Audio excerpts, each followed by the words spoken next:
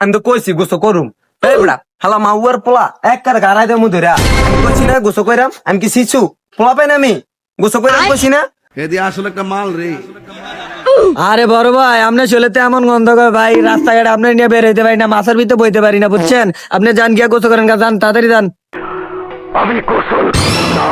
তুমি ঠিকই কইছো ওই প্রতিদিন পুকুর পাড়া আইয়া পুকুর পানিটা পারা যায় ঠান্ডা না গরম ঠান্ডা হইলে পারা যায়। শালা মাওয়ার পোলা তোর জন্য অফিসে যাইতে পারি না তোর গন্ধ জ্বালা সব পোলা পাইন ভাগে তুই কি আপোষে নামবি নাকি তোর ফালাই দেবো পুকুর?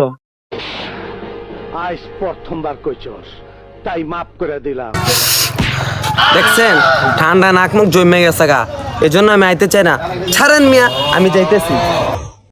এ ধর গেঞ্জিটা আমি ঠান্ডা না গরম চাইতেছি না